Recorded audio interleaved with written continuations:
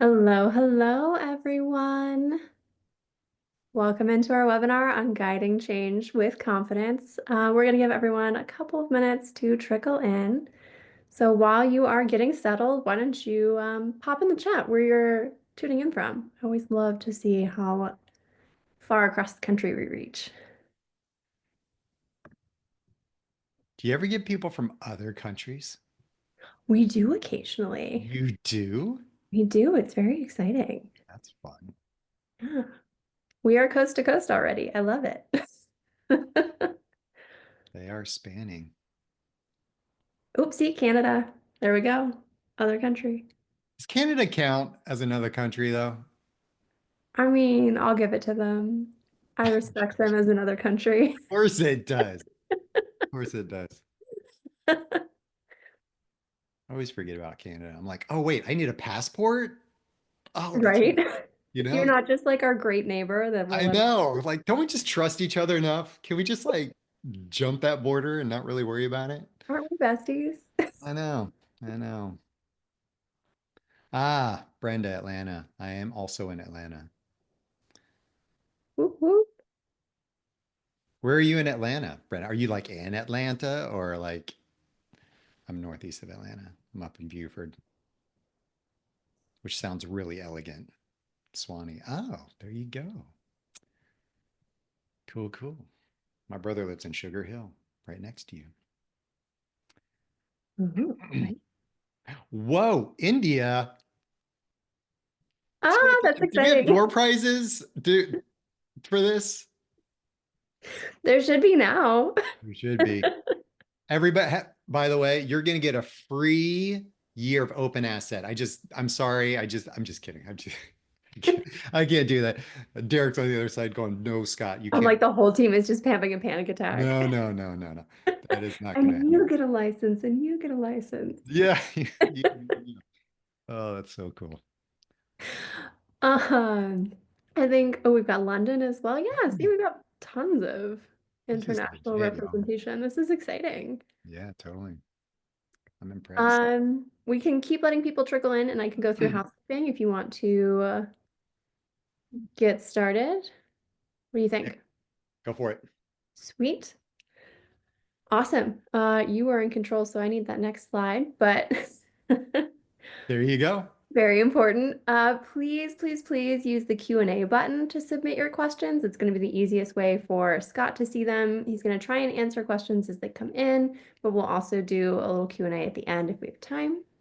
And then use the chat function like you are right now to engage in conversation and participate in the discussions. Scott's really good at that interactive, so there's going to be a lot of that.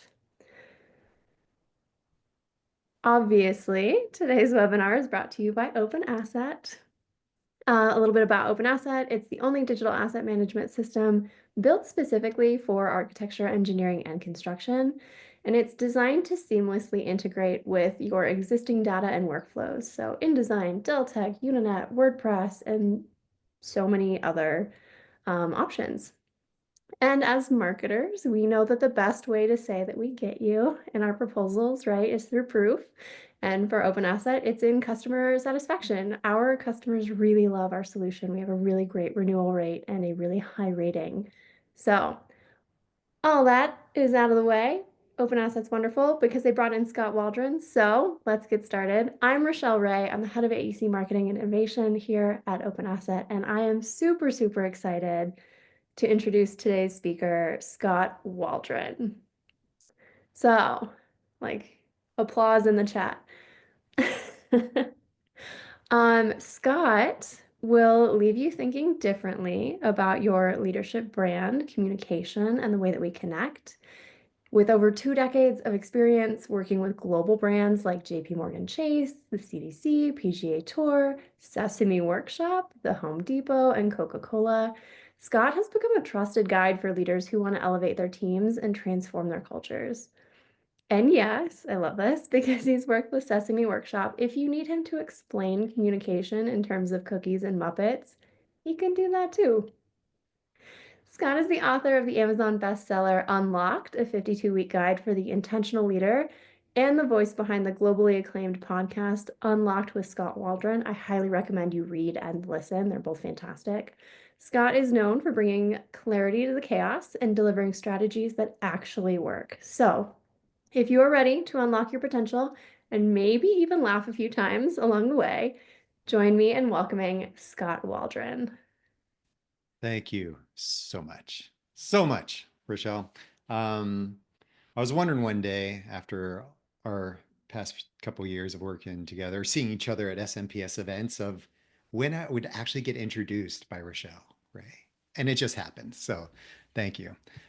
Super cool opportunity to be here. I'm really grateful. It's so fun. I don't get to do webinars as much as we used to during our old time COVID days. But I'm really impressed with how many of you show up for this, and just shows the quality that OpenAsset puts out there for y'all. So cheers to them for doing that. I want to start out with a poll, though. Let's kick this thing off with, see what I did there? Poll, get it? Okay. Anyway, go ahead and fill this one out. I'm interested. We're going to talk about change today, and I want you to go ahead and put in the poll. How do you typically feel when facing organizational change? When things are changing, whether it's reactive or proactive change, because there's different types, right? Reactive change is things that happen and you just go into it, versus proactive change that you're driving from the inside. So go ahead and fill out that poll. I'm really interested. There's going to be a few of these in here, and I'm really curious about what y'all have to say. I want to make sure I'm catering some of my ideas to what you're saying, and this is my way of getting feedback. When I'm normally speaking in a big room with real live people, then I can get that feedback in real time. But this is the way we do it here. So if we can go ahead and get the results, if we can see what's going on. Hopeful. I love it. That was 40% of y'all are hopeful about the change. It's so important. I'm going to talk about that. That's such a critical piece of change that we all need to embody when we're going about change. Excited, anxious, overwhelmed, indifferent. 5% of those of you are just like, nah, yeah, whatever. Change happens, right? And so we just deal with it. Okay, very cool. Thanks for sharing that. I want you in the chat now. So I kicked it off with a couple of those words, but what I want you to do now is in the chat, I want you to actually write out some words to describe change. So not necessarily, I mean, they could be emotions and feelings towards change, but what are some words to describe change, the way you feel about change when that's happening? So I gave you a couple kickoff words, but I want to see what words y'all come up with. So shift, growth, complicated, inevitable. Wow, this is fast. That's what you get for having so many people on a webinar. Dynamic, impermanent, evolve, adapt, work, new world, spider web. So good. These are some of the best words. I've given this talk a few times, and these are some good words, y'all. Good words. So these are some words I came up with. Transition, anxiety, excitement, fear. There's that hope word, y'all. Uncertainty, confusion, ruined routine, Andrew. It does ruin the routine, man. It does. It's like, no, I've had my routine for 26 years and now you're messing it up. Trepidation, confusion, overwhelm, anticipation, reluctance, relief, anticipation. So I want you to take note of all these words as we talk about them, as we think about them. I want you to notice something really interesting and important about these words. They're not all good and they're not all bad. They just are, it's just different. Okay. Change isn't good or bad. Change just is, for the most part. Okay. Change just is. And the way that we think about change is actually what creates our feelings about change, which then create our actions about change. So those people that just dig their heels in the sand. They won't move or budge when change happens. Those people that complain, those people that like throw parties when there's change, all of us react differently to the same change, but it's because our feelings are different, because our thoughts are different about that change. The way we've reacted to change in the past, the way change has happened to us to us in the past also affects our change, the way we think and feel about change. Okay. But here's what I really want to leave you with before we go into some of this is that really most change fails because that price is just too high. And that ultimate price of change is discomfort. Discomfort from, of the leaders wanting to implement some type of change. They're like, it's just not worth it. We're going to get so much kickback, or it's too expensive, or it's going to take too long, or whatever. Versus maybe it's from the employee, the team side of, that change is just, it's too disruptive into our process, and it's scary. And last time that change happened, it was traumatizing for all of us. And so discomfort is the ultimate reason why things don't change. It's too uncomfortable, and we don't move through discomfort well. Here's something I call the change curve, and I want you to take note of what happens here. Okay, so at the beginning we're shocked. We're like, oh, this change is happening. Like we have some new thing happen. That shock can last 5 seconds. That shock can last a month, whatever. Okay, then we go into denial. Oh, no way. This is happening. No, no, this can't be happening again. To frustration of, okay, this is going to be annoying, everybody. Now I'm frustrated because I got to do this over, and I've already got all this going on my plate, and I've got to work through all these things. So there's that frustration. Then we get into the depression stage of like, this is like, I don't know how we're going to get out of this. This is just not working well. And then we start to move into experiment. We start to see other people trying things, and we try things, and then we make a decision, and then we integrate. We integrate the change into our new way of working. This, we pretty much all go through these stages, some of us faster than others. And here's oftentimes what I hear from leaders is, why do I have to drag people through this stuff all the time? Like I've given them the best reason in the world why we should make this change happen. But what they don't realize is they are probably at the experiment decision part. And everybody else just found out about the stuff, and they're in shock, denial, maybe frustration stage. And they're just wondering, why they're doing this again. And the leaders are going, well, I don't know what the problem is. I don't know why people aren't just jumping on board with this stuff. It's a great idea, So there's this disconnect. What I want you to think about and how to use this tool. I have teams that I coach that I have them bring out this chart when there's change happening. And I say, where are you on this change curve?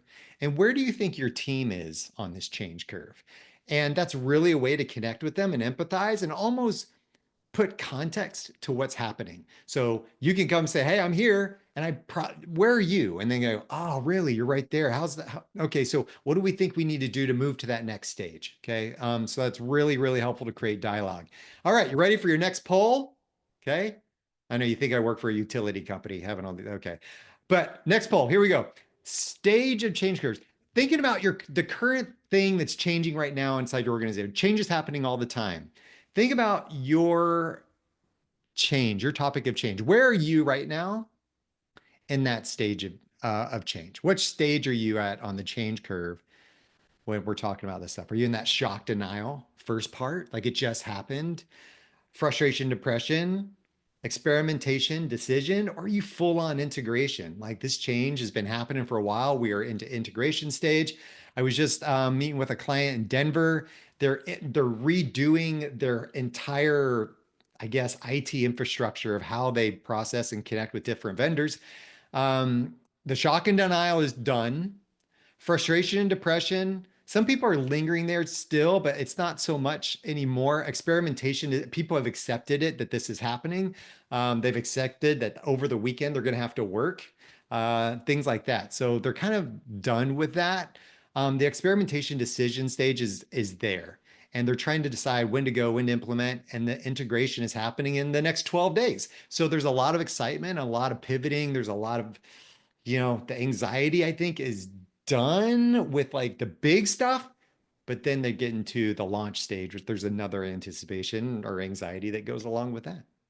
So let's see the results. Where are y'all at right now? Okay. All right. Good. So, experimentation and decision stage. So that's really good. Some of you are in that frustration depression stage. About a quarter of you are there. A quarter of you are in the integration stage. So looking at that, it's again, change is happening all the time. I think the shock denial stuff is pretty much is the shortest stage for a lot of people.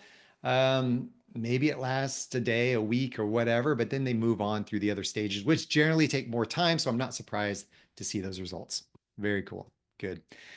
Here's what I want to talk about too. I want to talk about the psychology of change and how we actually filter change, different criteria that we use as people to work through change. So there's four main filters that we will use. Some of us are logic people. Does this change make sense? Some of us are values people. Is this in line with my values and who I am and who we are as an organization? Some people are data people. They're like, hey, give me all the data first, and then that'll help me move through the change. Some of us are big picture people. Does this paint a picture of the future? Is this something I can sit on my mountaintop? I can see where we're going to be in 5 years because of this change. Some of you are that. And then we move into, once I have that little box checked, whether filter I use, some of you will use different filters for different things, but there's a primary one that you'll generally use. Some of us will be decisive, meaning, okay, that's it. I got the data. Let's go. Some of you are more adaptive. I got the data. Okay, let's kind of move incrementally through this. Some things may change and shift. That's okay. We'll kind of adapt as we go and we'll kind of grow, but let's just kind of move through the process. Some of you are more like that, a little bit more guarded, but open to some of the changes happen and how things adapt. Now, logic, values, data, big picture. I want to know, next poll question, in the room right now, what do y'all use primarily? Do you use data? Are you a data person? Like, give me the data. I don't care about the big picture stuff. I don't care where we're going to be in 5 years. I want to know that this is going to work. I need data to show me it's going to work. I need data that's going to show me it's going to keep working. Okay. Logic people, does this make sense? Does it feel right? Does it make sense with what we're doing right now? What we're doing? Values people are, is this in line with who we are? Who is this going to take care of our people? Is this going to take care of our greater goal as an organization? I don't want to betray who we really are. I want to remain authentic to who we are. The big picture thinking, is this who you are? Is it sitting on the mountaintop, envisioning a future and how this change is going to impact us all? Okay, let's show that. Results. Who's in the room? Logic people. We got some big picture people, more than usual, honestly. With this audience, I'm not sure exactly who the audience is, but seeing as OpenAsset is who they are. Big picture thinkers, I'm not actually that surprised. Logic makes sense. Values was 16%, data 7. Data was the smallest one, which is really interesting to me. Usually there's a lot more data people out there. Generally about a third of the population are data people. Big picture thinkers, probably around 17% of the population are big picture people. So that's really interesting as well. I'm surprised the values thing is a little bit lower too. That's generally about 40 to 50% of the population. So interesting. Good. Thanks for sharing that, everybody. Appreciate it. Here's what I want you to use. I want to empower you to make good decisions when moving through change. And this is an example of how you would do that. So I've got 2 people on my team. They're both decisive individuals. Okay. Like I say, I got something going on. I know that they'll both make decisive decisions. They're both very like on it. But when I'm bringing about change, I need to understand that one person may need the data and one person may need the big picture. And that's really important for me as a leader to know, or somebody that's bringing about a change, is because if I am a big picture person, I'm going to connect immediately with the big picture person because I'm probably going to share the change in a way that resonates with me.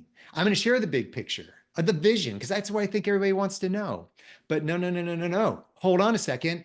There's some people that want the data. There's some people that want to know it makes sense for them. There are some people that want that want more value, to understand the values of what this change is going to be about. So it's so important that you're adapting your language and approaching and selling the idea of change in a way that helps people understand how this is going to impact them in the long run, the way they need it. So what if, my friends, there was a way that we could understand everybody on our team in a way that helped me adapt my language to them and the way they needed it? Well, there is a way. We've come up with a system called the Five Voices. It is built on Myers-Briggs science, so the MBTI, if any of y'all have taken that before. So we use this to map communication style and personality. And the way we've done that is we've also broken down how different voices, we call them, receive and want to receive an idea of change. So if I can have this as a cheat code, some kind of key to understand if I'm talking to somebody that I know that they're a big picture, decisive person, then I'm going to bring that kind of language to the meeting. And then I can understand what each person needs at the meeting.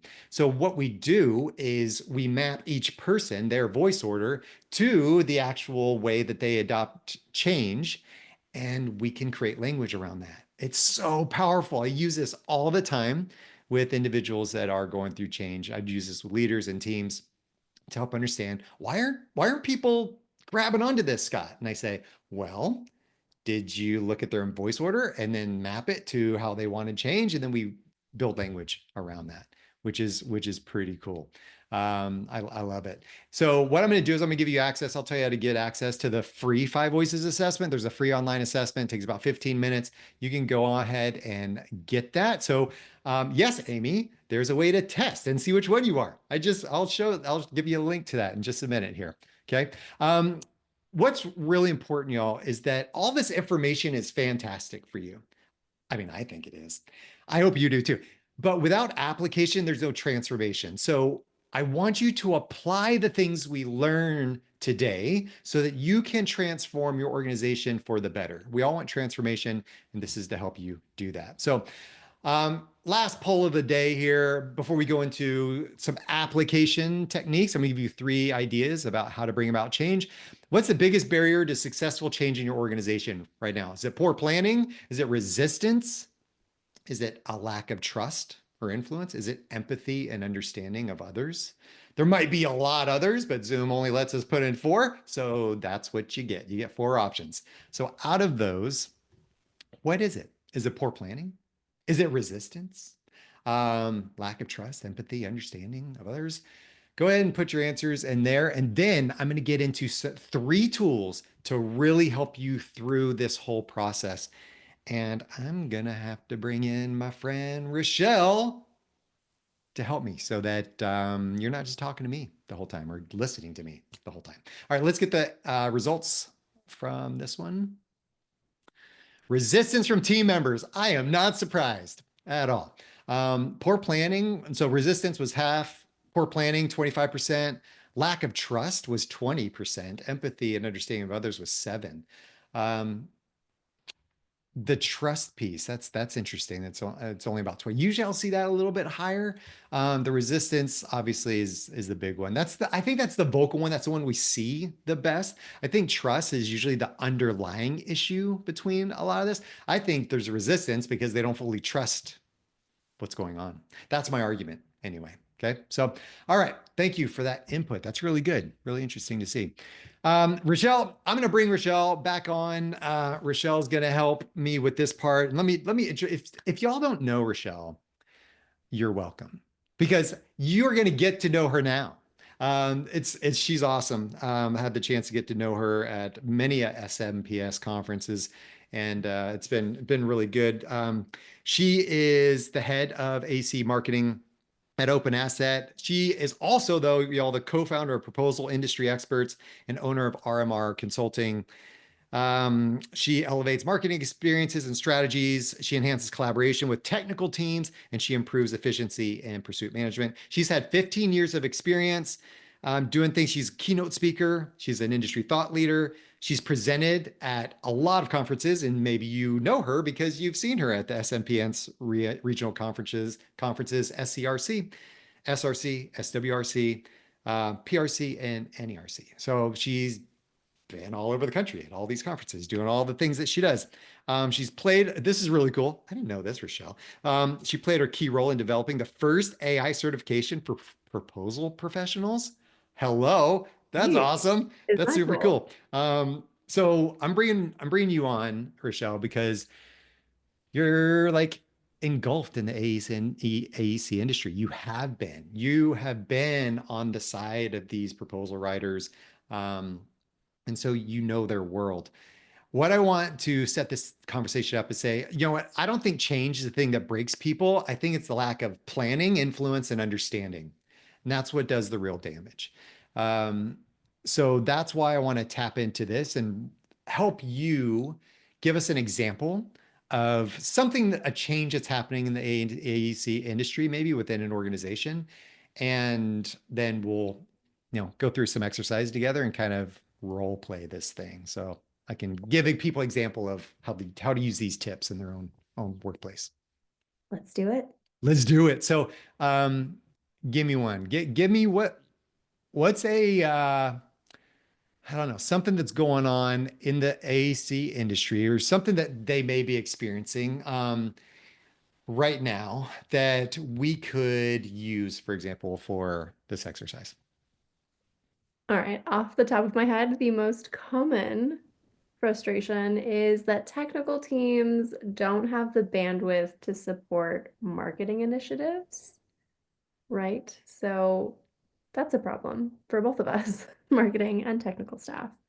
Hmm. Oh, I've heard that. Um, You got an amen there from Catherine. Anybody else get an amen in there? Y'all, y'all, If y'all you don't feel? struggle with your technical team members, I'm gonna need you to tell me what the secret Yeah, is. what's the secret? You 16 should be years. giving the webinar. Um, so yeah, okay. That I've heard this quite a bit when talking with different marketers at many SMPS conferences that I've also attended. So it's been it's I'm glad you're bringing this up. So let's talk about the first tip. So the dissatisfaction times vision times natural next steps has to be greater than resistance or nothing's going to change. This is what we call the change equation. I'm a giant consultant. I have like 60 plus tools I use to coach leaders and teams. One is that five voices assessment. This is another one. I'll walk through a couple others. Okay, so let's walk through this together. Dissatisfaction. So again, restate. What's the dissatisfaction? The breaking point? Like, I can't take this anymore. Something has to change. What is it? For me as the marketer, it's I need this content or I literally can't do my job. And I would say on the technical side is I have to do these billable projects and I literally don't have time to do the marketing. So we're, Okay. we're both at odds. You're Which one both do at you want me to odds. tackle? There's a tension there, right? Now, what I often say, and people who have heard me speak will have heard me probably say this before, that this is not a problem that's going to get solved. Okay. This, I often say a hole in my roof is a problem. Like, it's something I fix and it goes away and it never comes back, hopefully. This is a tension that's going to need to be managed. It's a Okay. tension that's always going to be there, and you're going to need to learn to manage it well. Dissatisfaction, let's take it just from the marketer standpoint, though, because that's a whole other change equation coming from the technical side. Let's talk about as a marketer's issue. The dissatisfaction is you need some feedback or you can't do your job well, we'll say. You can still do your job, it just won't be as effective. Would you agree with that? Absolutely. I can fake a tech all day Oh, long. totally. All right. What's your vision, though, of the future? What's your vision? Maybe 6 months down the road, you've implemented some things are firing all cylinders. All of a sudden, your technical team is there whenever you need them, etc. Right? We can dream. And but what is that vision? What's happening in 6 months that's not happening now? They are producing good content on time. I've asked for a technical approach by Tuesday. I have a beautifully written technical approach by Tuesday, or at least I have good notes so that I can write it for them, the very least. Okay, and what normally happens? What's happening right now? I asked for it by Tuesday. I get a bunch of excuses. Friday rolls around. Nothing has happened. I throw something together and say, "Is this okay?" And they're like, "Yeah, probably." And I know they haven't looked at it. And then the result of that is what? We don't win that proposal. And then who do they look at for that? That's my problem. I put it Mm. together. I failed us. Okay. All right. So your vision is you give some specific things that you need. They get you the specific things you need when you need them. They give you time when you have questions, Yes. stuff like that, right? Okay. Perfect. So the vision is this is happening. Okay. There's time allocated for this, and there's time so that we're starting to win proposals more often. Our win rate's higher. Okay. So natural next step. Okay. So here let me stop there for a second. Your dissatisfaction, Rachelle, can be super high. Like, okay, this has to change. We're losing too many proposals. The marketing team is getting blamed for all this stuff, and it's not fully on us. We're trying to go, and we're just not getting any kind of cooperation. But here's where that hope word comes in. If our vision is too low, if we're just like this, we're just like, but that's just the way it is here. We just have to deal with it. I'm sorry. That's just how they do things. Oh, yeah. Those people, that's how it works. That's just what they do. Oh, good luck getting that person to budge. You know what this sounds like? Hopelessness. That's what Does it's hopelessness. It's I'm super annoyed, but that's just the way things are around here. And that is never going to create change. We can have high dissatisfaction. Our next steps could be even super clear, but if everybody is like hopeless, it's not going to overcome their resistance of actually getting that change to come through. Likewise, my high dissatisfaction, high vision of what could be, but my next steps are super fuzzy and not implementable, also not going to overcome resistance. Likewise, I've got a great vision, and my natural next steps are clear, but the dissatisfaction isn't quite high enough. Maybe it's a little bit annoying. It's like, yeah, I don't know, but the going through the change is just going to be too much pain. It's not going to be. It's too uncomfortable. Remember going back to the discomfort thing? It's too uncomfortable, so I'm just not going to worry about that. Okay, that's where dissatisfaction can get you. And the vision can get you too. All right, so vision, natural next steps. What's the one thing that you can do, maybe even next week, to get this bike moving? I always say it's tough to pedal a bike that isn't moving. So, Yeah. or steer a bike that isn't moving. So let's what's the natural next step? Ooh. Well, I think because like the seller doer model emphasizes that like we have to work on billable stuff, so marketing's not important. I need to get leadership buy-in to get my technical teams the time that they need to help me. That seems logical to me as a next step. Mm. Is that too Okay. far? So not even going to the technical staff yet. This is going to leadership and getting their buy-in. I think it has to go above technical because I can ask my PM all day long, like, please write this technical approach, Mm-hmm. or like talk to him about how important it is and the fact that we've lost the last three proposals that he hasn't written my technical approach for. He's Mm. still not going to do it. So I feel Okay. like it does need to be escalated. Okay. All right. That's really good. All right. So going to leadership. I would almost say, great. That's a good plan. But what are you going to do once you get there? What are you going to do once you get that meeting with leadership? I would obviously need to explain, may I say obviously, I would probably need to explain like, hey, we are going after all these projects, putting out all these proposals, we're losing a lot. And it's very clear that there's a connection between not getting buy-in from technical staff and loss, and getting buy-in from technical staff and win.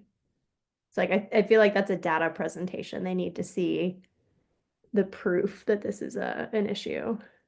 Okay. Why do you say it's a data thing? This is a gut check. Okay. It's an assumption. And it might be because I do a lot of work with technical types like engineers, and they're Mhm. usually in leadership positions, and they like data, gives them Okay. the warm and fuzzies. Okay. So again, if your team's implementing something like five voices, then you'll know everybody's voice order and you'll know how to approach this particular leader with the thing. If you've seen them make decisions on in the past based on these four filters or criteria, you can say, oh, I remember just mental note, mental note. This is how they digest information. This is how they make decisions. If you can use that knowledge, again, seeking to understand others, it's not how Rachelle wants to get, you're already bought in. You don't need to convince yourself. You need to convince other people. You need to get other people on board. You need to sell this idea to leadership. So, how do you do that? You learn about them, understand how they respond to change and ideas, and you present them with that information. So, your first step before you even have the meeting with them is build the argument. Okay. Okay. For having the thing. Maybe you want to set the meeting, but yeah. So, next week, like get on their calendar and start building the argument for why that should happen. Good. I like it. Now, super cool. High dissatisfaction, high vision, high natural next steps. But if the resistance is just way too big, even if we have high-ish things right there, we're still not going to overcome it. So what we need to do is we need to name the beast to tame the beast. We name it to tame it. What is the resistance that could get in the way of any of this happening, of any of this taking place, of any of this change even happening? You literally said it earlier. I guarantee someone's going to say, well, this is how we've always done it, and it's been working just fine. Okay. So So would that that's just be hopelessness? that's a good one. Yeah. Okay. So you're going to deal with some hopelessness, some resistance on the side of even leadership saying, yeah, we've tried for sure. Like we, so you may hit that wall. What else? What other resistance might you hit? Maybe like misunderstanding, kind of in line with that. Like it's been working. We don't see that there's an issue. Mm, So okay. why would we change anything? Good. So the point I want to make here is that when you're building your resistance plan, I want you to come up with as many as possible. On the natural next step, I really just want one or two natural next steps. With resistance, I want you to come up with like five, six, seven, eight, whatever it is to really flush it out because y'all, we're building a plan. So, Rachelle, here's how this works. I have a meeting with you and I'm going to set up a meeting with you to talk about this thing. I'm going to say, no, you know what? You're going to do it, Rachelle. I want you to explain the plan to me using the change equation. So I want you to build this into a dialogue. We're going to try this out on the fly. Okay. Build this into a dialogue. I want you to state the dissatisfaction. What's your vision of what could be? What's the natural next step that needs to happen? And then what's the resistance that could come up, okay, that could get in the way. When you state this out in like one statement, it comes across as you know what you're talking about. Okay, you've thought this out. Okay, so give it a shot. Let's see how you do. Am I doing this as if I'm talking to leadership? Like we've set the meeting and I'm in Yeah, there? maybe you're talking to your marketing team lead or somebody like that to try to get them on board so that then you can go present to leadership or something like that. Okay, so Perfect. either one. Okay. So we have an issue. We are putting in a lot of proposals. We are not winning a lot of proposals, and it's clear that it's because we are not getting buy-in from our technical staff. It would be amazing if our technical staff had the time to really invest in proposals with us and work together with us, so we'd have strong responses and increase our win rate.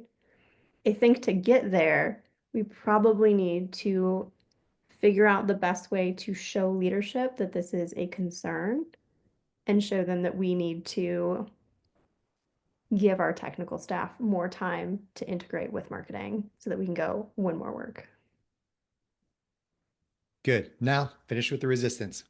I usually start this statement by, now, I understand that.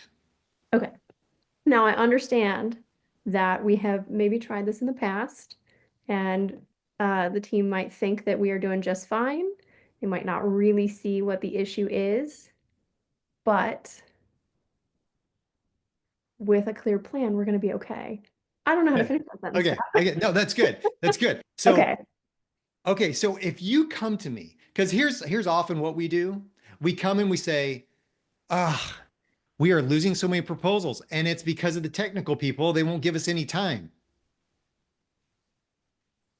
And then they go, and then leadership goes, okay, like we get it. Like, how many of us love it when people come to us with a bunch of complaints and no solutions? Like, do we love that? Is that like our favorite? No, it's Oh, not. So if you can come with a thought out dialogue of here's a dissatisfaction, here's the hope, the vision of what we could achieve together, and here are the natural next steps to make that happen. Now I get it because I've thought about it that there's some things that might get in the way of this happening.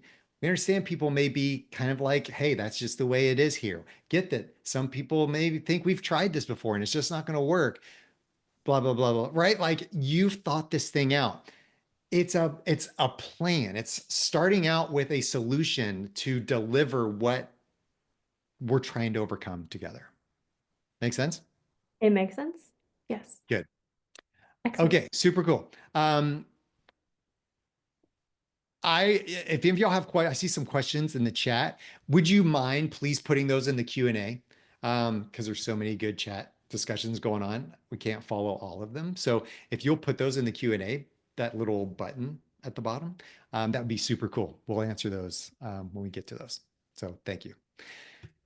Because here's the point, everybody, that shaming someone into action creates acting. Inspiring someone into action creates change. Because if I shame them into action, they're going to move over, they're going to comply. Okay. They're going to act. They're going to act involved. They're going to act whatever way they think you want them to do. But if I inspire someone, if I get them bought in, if they see the vision, if they feel part of it, there's going to be change that happens. Okay. Change. And that's what we're looking to. All right, Rachelle, we're going to go into the second one. This is all about building influence. This is really important. I've talked to a lot of SMPS members about this and other marketing teams, maybe not a part of SMPS, but marketing teams about this idea of influence because a lot of them feel like, I guess, task managers or order takers.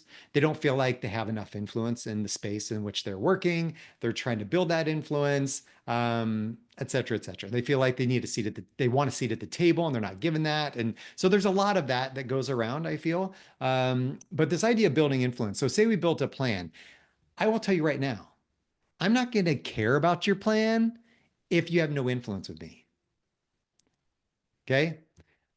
So here's what we do. We talk about something called the influence model. I use this all the time.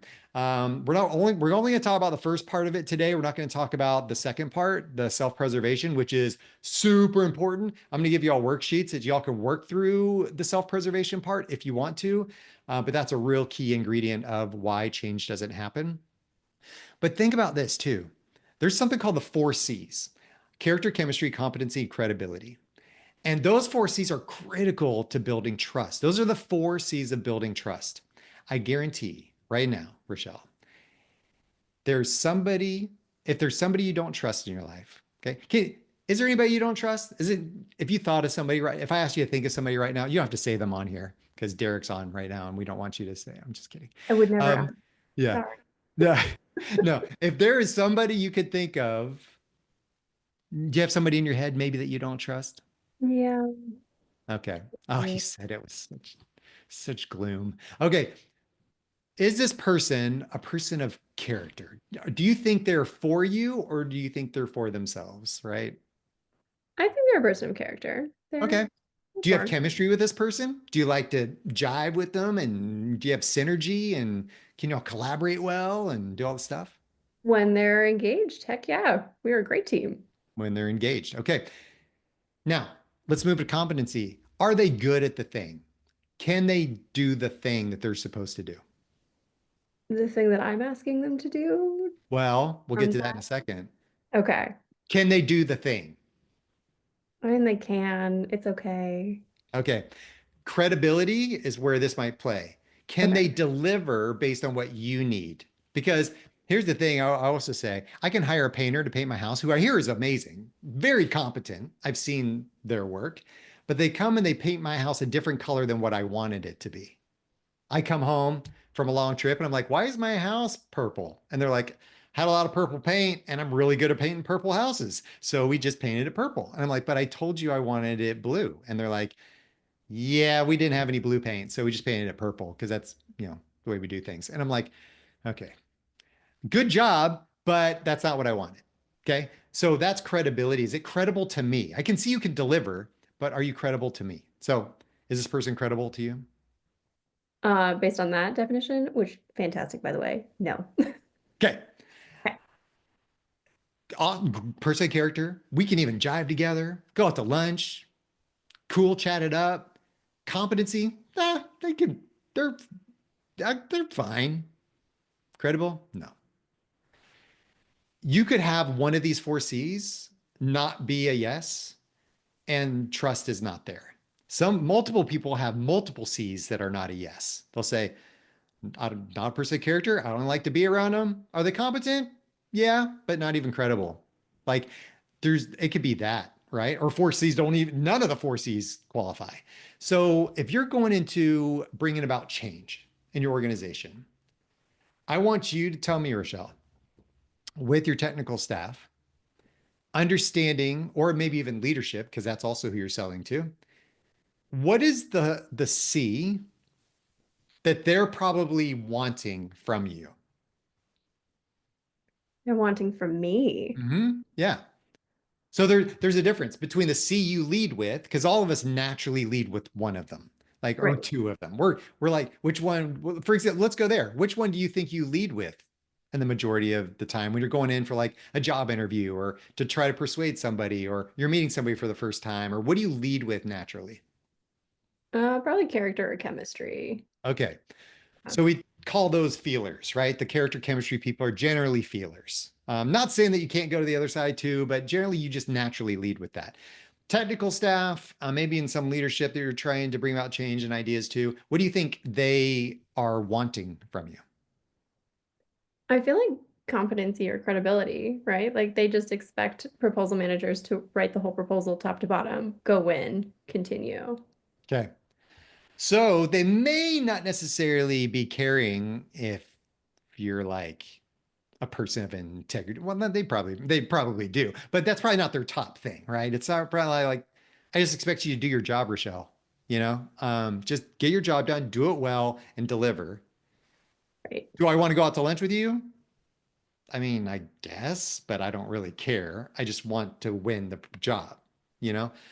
So if you're leading with character chemistry and not flexing the competency credibility piece, they're going to lose trust in you. You see what I'm saying there? Okay. So, what I want you to think about, those of you who, again, we have to understand what the other side wants. It's not all technical people want competency credibility. Okay. That's not the case. It's everybody's a little bit different. Understanding what people want is really important though. So if I can deliver that thing, it might make me uncomfortable. It's really easy for you to do character chemistry and kind of uncomfortable for you to do the competency credibility thing because maybe you have to brag on your credentials a little bit, or maybe you have to, shine some light on the work that you're doing, which might make you uncomfortable because you don't want it to be all about you. And you don't want to seem like those people, So you might back off of some of that, which can hurt your influence with others. Okay, do you understand where we're going here? I do. I do. Okay. I was about to ask, like, I know I'm competent. I know I'm credible. Yeah, you How do I do. prove it? You do. Got that. You answered. Thank And you. some people, like some of the ultra feelers in the five voices, some of the nurturers in the group will downplay their contribution. Some of the creatives won't be able to communicate their competency well enough that other people get it.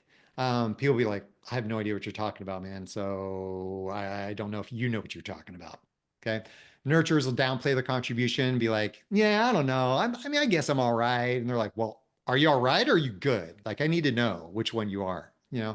So we need to be careful with how we talk about ourselves and be intentional about what we're showing the other side. Leadership equals influence because influence equals power. If we don't have any influence, we don't have any power. We can't empower ourselves. We can't empower other people. It's just kind of a big mess. All right. So here's the third tip I want to share with all of you. There are many of us that are present-oriented thinkers, and there's many of us that are future-oriented thinkers. This is a really, really sticky point for a lot of leadership trying to bring about change, or anybody trying to bring about change. And so here's what I want you to do, Rachelle. We've got present people. They're like in the now. They don't think about the future because the future might be scary. They're maybe risk averse. They're like, yeah, I don't know about the future stuff. I can't touch it. I can't feel it. I can't manipulate it.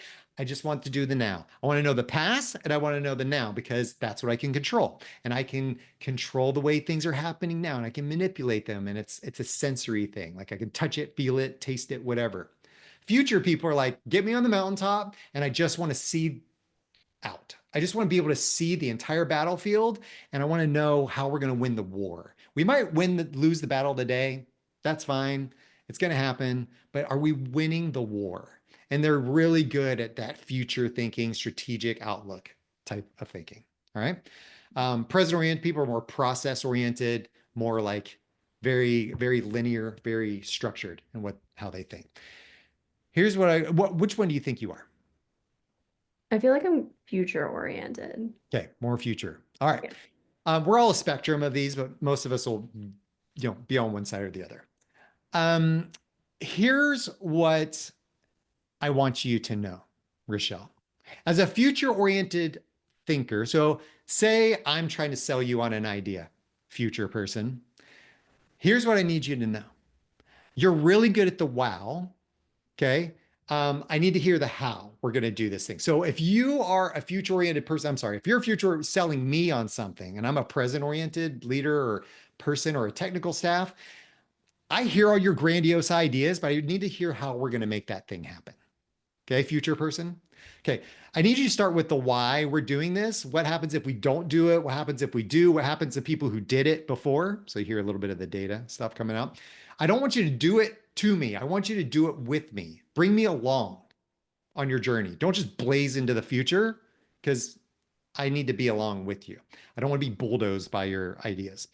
I want you to help me picture myself in the vision of what you have. How does this involve me? Okay. Value and affirm my contribution, acknowledge the tendency and empower others to communicate vision as well. So help me, teach me to see this thing and do this thing that you do. Remain sensitive to the pace of change. We all can't go 1,000 miles an hour like you. Don't press the gas harder. I want you to take your foot off the brake. I want you to help us take our foot off. Sorry. I want you to help us take our foot off the brake. So you got both. Spin it out. Okay. But that's what's happening. I think in a lot of organizations, leaders that are like future oriented or anybody's future oriented is like, let's go. Bam. Great plan, everybody. Right. And then everybody else is like, the foot's on the brake and the car's just spinning out and we smell burnt rubber everywhere. We wonder like what's going on. So I think that's a real critical thing. And then run a pilot project. Is there a pilot project? I know it's going to take time. I know you're going to have to we're going to have to be patient. And I know it's like, it might not work. Like, I get it. Pilot projects will help bring the proof and help me structure the way I think and come about with your change. All right. How do you feel when I read that to you? Uncomfortable. Yeah, that's right. It should feel uncomfortable. Yeah. If you're a future oriented person, most of this should be like, you should get, when I do this with others, like teams, I get eye rolls a lot. They're like, oh my God, like, really? Do I really? Like, they get a lot of that interaction. So, what I want to do is understand that first of all. Okay. Now, present oriented, I want you to read this to the present oriented people on the team. Okay, so my present oriented people need to draw out and encourage ideas and vision and thinking out loud. Oh, this already gives me the warm and fuzzy, Scott. I love it. 2, let us participate in creation, harness our energy and our expertise, right? Give us some space, both physically and intellectually, and don't micromanage me or put me in a box.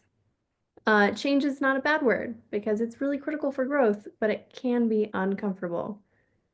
Delegate authority, not just responsibility. Create space where it's okay to try new things and fail because that's how we learn and grow. And sometimes you have to make decisions with everyone on board. Consensus isn't always king. These are great. You like, so now you feel like, Better. you're like, ooh, I love that. I love Yeah, that. I like all Okay. this. Think about it. What if we had a culture where both of these viewpoints were respected and engaged with. And like, yes, it's going to be uncomfortable. Yes, you're going to get some eye rolls on both sides. But if we all gave each other permission and we understood these as just the way we worked, what would that feel like? I feel like we get so much more done.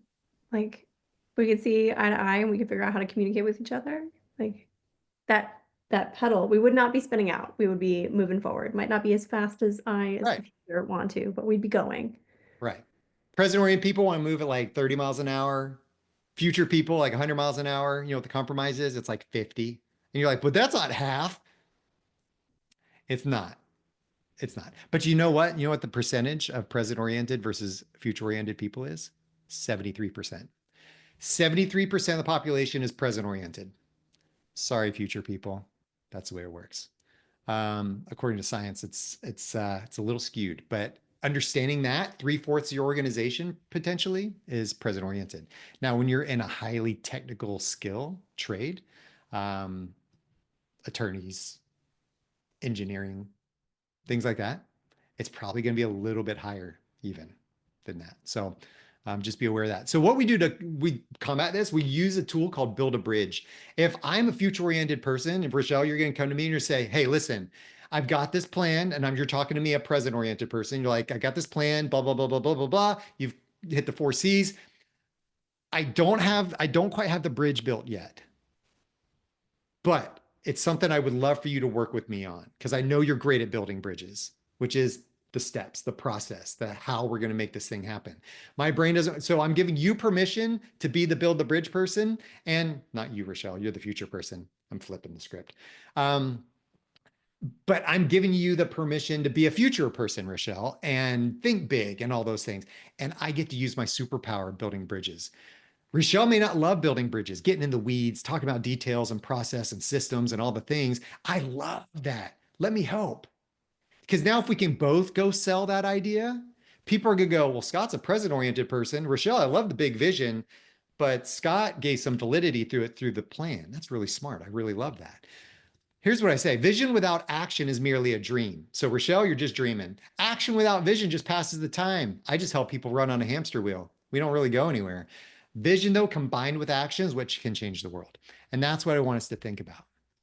Here's some other AEC issues that y'all may be dealing with. Software implementation complexities, shifting project requirements, evolving client expectations, adapting pursuit strategies. Some of these things are really near and dear to all of you, and you're going through these things right now. Change is happening all the time. Change isn't good or bad, it just is.